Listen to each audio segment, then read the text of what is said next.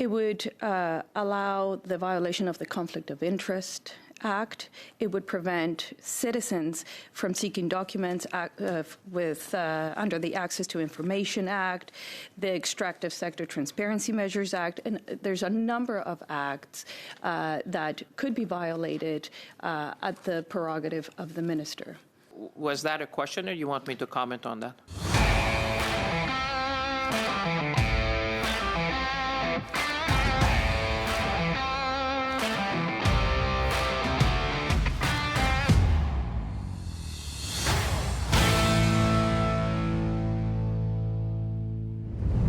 Francois-Philippe Champagne appeared before the Finance Committee today, and he was challenged repeatedly on the new ministerial powers that Mark Carney wants to grant ministers to be able to exempt any business or person from any law in Canada outside of the criminal code.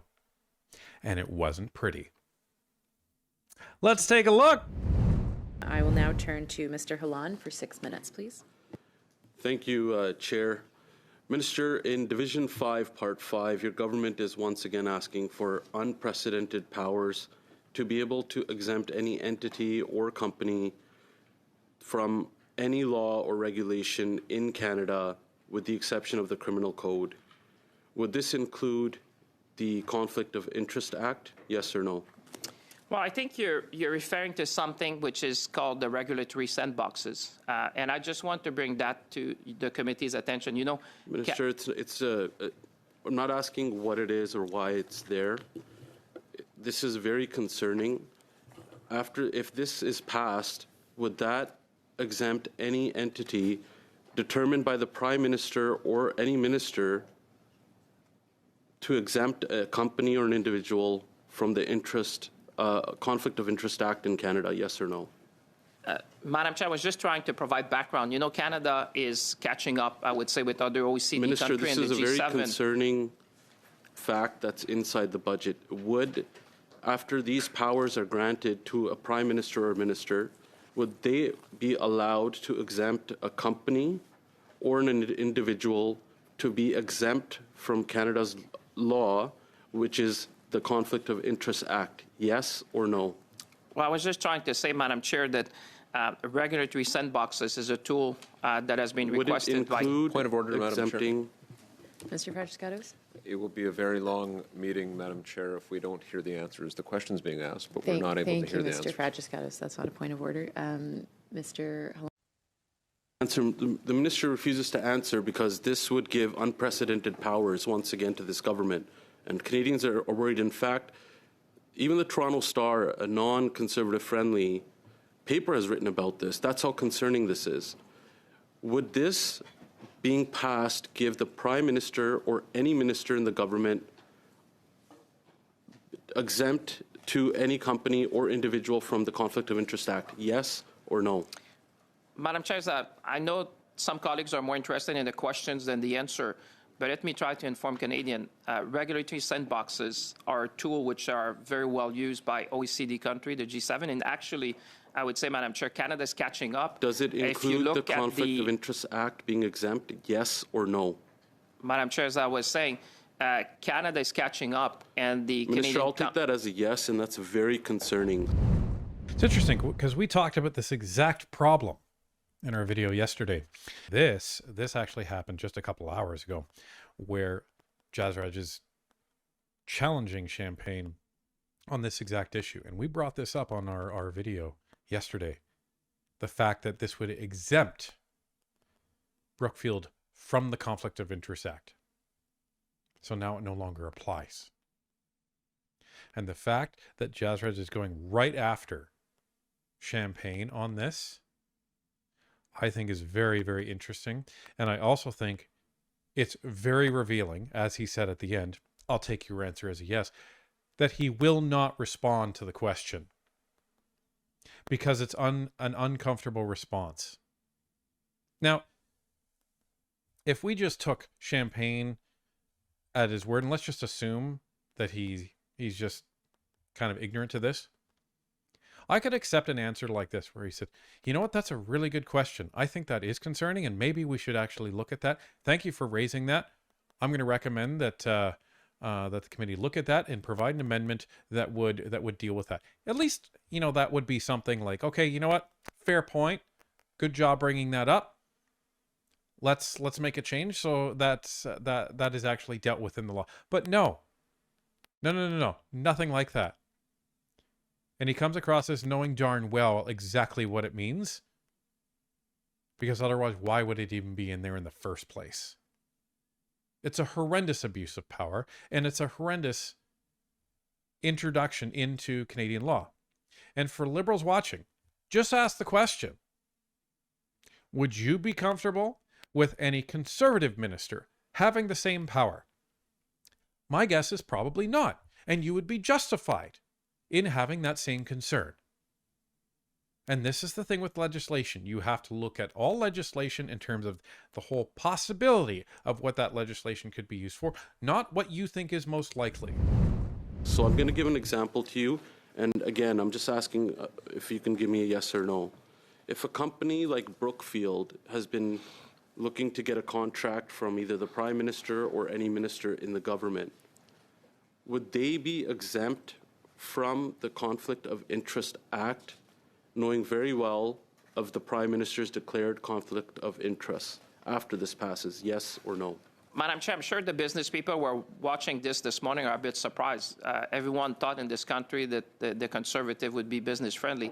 This is a request from the business sector and Canadian We're definitely innovators business for friendly, Canada but to catch the up rule with of law other applies G7 countries. in Canada. Mr. Fragis-Gatos, point of order. Again, we want to hear the answer. The question's been asked. There's been no interruption there. We want to hear an answer. Thank you, Let's hear it. Mr. Fragis-Gatos. On the same point of order, Mr. Kelly. We had this minister earlier this week where I asked a series of questions that he did not. Thank you, Mr. Kelly. This is turning into debate. Neither of these are points of order. We're going to continue with Mr. Hallan. Thank you. Minister, I will take your non-answer as the conflict of interest the Act would not apply to a company or an individual if any Prime Minister or Minister grants them those powers and a contract under the government, which is concerning because that means a company like Brookfield that obviously has conflict of interest with the Prime Minister could be awarded a contract and been given Canadian money without having the Conflict of Interest Act apply to them with these powers. Now, I have another question for you. Under this division and this part, would this also give the power to exempt any company or person from the Investment Canada Act? Yes or no? Madam Chair, let me try to explain to Canadian that what we call regulatory sandboxes is subject to a number of safeguards. Let me just list a number of them. So would the safeguard, let's go off of that. You said it has a safeguard. Does the safeguard help to prevent a company like Brookfield from being awarded a contract and exempt from the Conflict of Interest Act? Yes or no? Madam Chair, as I was trying to explain to Canadians, there's a number of safeguards in the Act. Does the safeguard include conflict of interest, yes or no?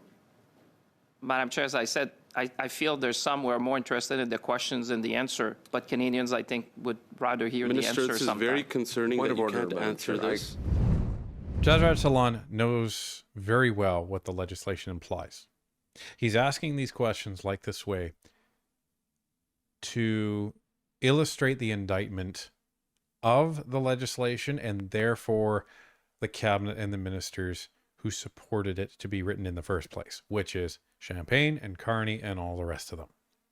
Because in the legislation, it specifically says that a minister may exempt any individual, entity, or company from any parliamentary act outside of the criminal code.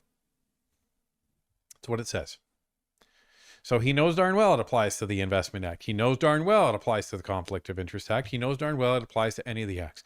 But he needs to ask these specific questions so it perks people's ears up and says, oh, will it? Will it? I guess it might. And Champagne isn't saying no. So it must. So it's to take the viewer on this introspective journey to come to these conclusions. So it's very smart the way they're doing it. And they're also just posing easy questions, yes or no questions to Champagne, and Champagne does not want to answer them, right? He wants to try and gaslight and try to take Canadians on an answer that's all the way over here to give them some sort of comfort level. Oh, don't worry. We're putting safeguards in place. It's fine. It's fine. Again, I ask Liberal and non-conservative voters, would you be comfortable granting Conservative ministers the ability to exempt any individual or entity from any parliamentary act, any law in Canada that is outside of the criminal code? I bet the answer is no. And you would be right to be concerned about that, just as everybody's concerned about the possibility of having this Liberal government, especially because we've had the SDTC scandal, we've had the ArriveCan scandal, we've had the SNC-Lavalin scandal, we've had 10 years of scandals within this Liberal government, and by and large, they're the same actors. In 2022, when you were the industry minister, you used the national security review provisions of the Investment Canada Act to order Chinese investors to divest holdings in Canadian mining companies. Now your government is cozying up to the communist regime in Beijing. Very, very clear question here. If these powers get passed, does that not give a minister power to exempt Chinese investors from the national security review in the Investment Canada Act, letting them buy up holdings in Canada's critical minerals? Yes or no? Madam Chair, it is the responsibility of any government to protect national security of Canada and the national economic security of the country. Would these powers that you're trying to get not exempt any Chinese company from the Investment Act? Yes or no?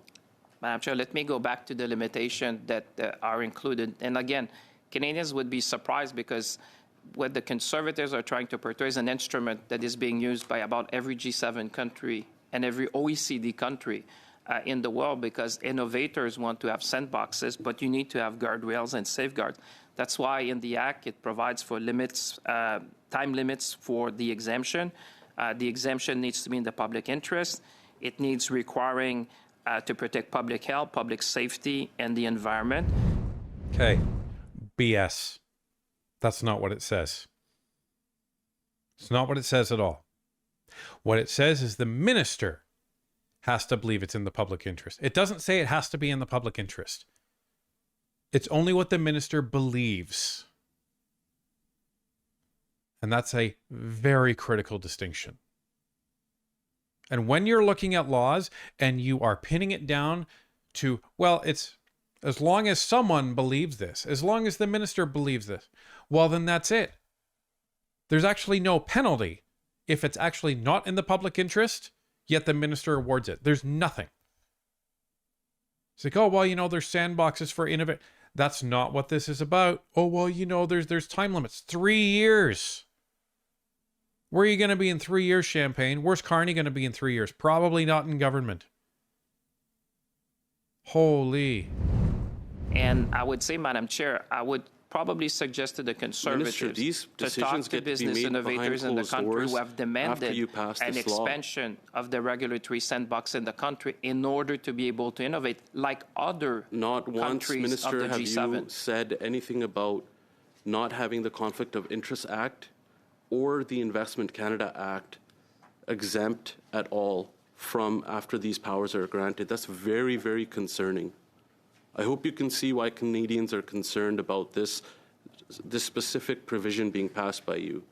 Because behind closed doors, your government can grant any company, whether it has conflict of interest with a minister or the prime minister, or a country like Beijing or in Beijing, if a Chinese company wants to come here. Thank you, Mr. Halon. Minister, in your opening remarks, you asked for this bill to be passed swiftly because of the measures that are being introduced. However, as you know well, there is a poison pill in this bill in that you're asking for ministers to have the power to exempt entities, corporations, or individuals from any federal law except for the criminal code. Given the potential for abuse of this clause, would you consider removing it so we can move on and review the rest of the bill in the spirit of collaboration and speed of passing of the bill. Well, I want to say thank you for the question, and thank you also for your contribution. You've been in the banking sector for many years, and I'm reminded by your leader's letter to say, time to turn rhetoric into reality. Listen, I just want to say to you, and obviously, this provision was specifically asked by the business sector in Canada to be at par with other G7 nations. So I always have an open mind, but I'm always very conscious of the impact it would have on the Canadian innovators and Canadian businesses, which want to have in a very constrained, like I say, the guardrails, that you can put around things. If you have suggestions with respect to guardrails. With all due respect, this is a legal sinkhole. There are no guardrails, and you compare us to the G7 countries. G7 countries actually use regulators to run these regulatory sandboxes that you refer to. They rely on limited waivers, no action letters, supervised testing plans, not broad ministerial powers that you are asking for. It's not an apples to apples comparison. And on the topic of the business community, I have a letter signed by 43 organizations that have serious concerns with this, and they say ministers would have radically new discretionary power to decide when and how federal legislation applies and to whom, but laws should apply equally, regardless of the status, wealth, or power. We insist that the federal government withdraw this undemocratic section of the bill.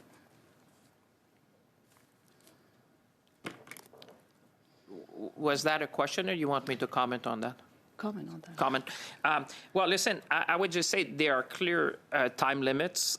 There are clear exemptions, so it has to be in the public interest. It has to preserve public health, public safety, and the environment. We tried to mirror, I would say, what was done in other G7. Like I said, this is not something new. That's why I'm surprised but I respect the comments from the people who wrote the letter. But I'd say this is not a new tool. I mean, the OECD report, I think, dates back to... Minister, I just explained the differences. It does not concentrate the power on the ministers, which is what you're asking for. So you, as minister, can choose the winners or losers. Entities, individuals would be inclined to lobby you personally rather than look at the rule of law. It is not a fair comparison with other G7 countries. Other G7 countries have regulators with very specific limitations. It's not the same.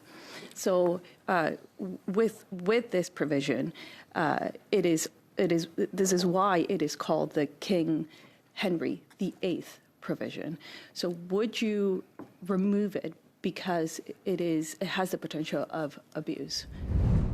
Oh, I'm surprised to hear that there's so many businesses that have a problem with this. Well, businesses ask for this. What businesses? Was it more than one? Was the business name Brookfield? Just saying.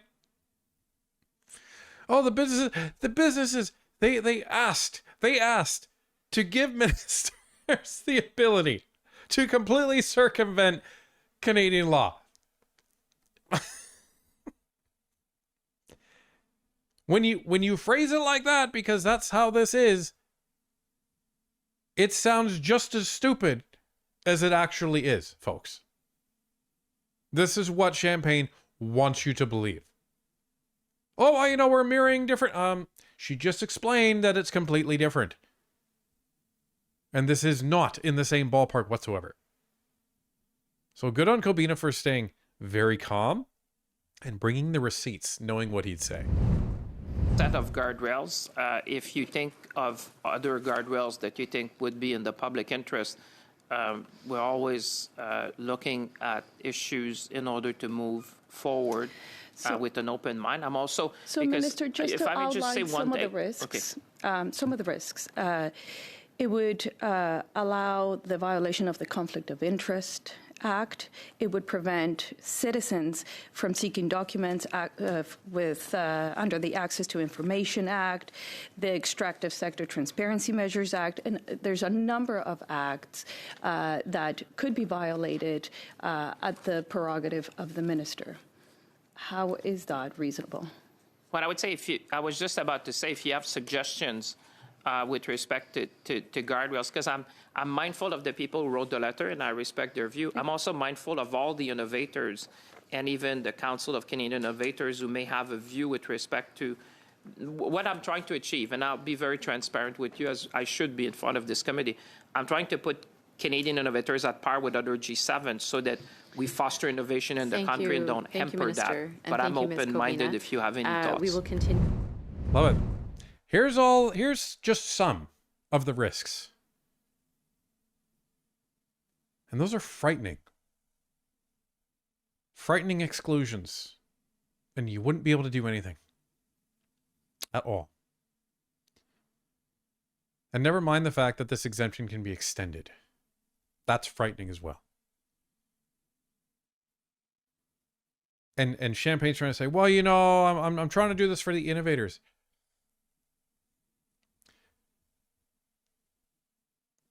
Excluding companies from having law applied to them, that's not the way to put us on the same footing or gain an upper hand with other countries. Innovators are leaving because it's so expensive to start a business in Canada. They're leaving because Canada is not a business-friendly country anymore. We've seen the stats. 60% of small businesses are supposed to close within a year. That's a frightening amount. More businesses are being started by Canadians in the United States than in Canada. That's not because, oh, well, you know, they can't be exempted from all of the laws of Canada. Folks, if you can't see what's going on here as a Liberal supporter, if you cannot see what's going on here, you need to open your eyes. And again, don't take our word for it that, well, you know, it's just because they're Liberals. No, ask yourself the same question, because sooner or later, there's going to be a Conservative government. Would you want those ministers to be able to have that same power? The answer is no, because no ministers should be able to have that power, ever. Otherwise, what is the point of the rule of law in this country? That's the question you have to ask yourself.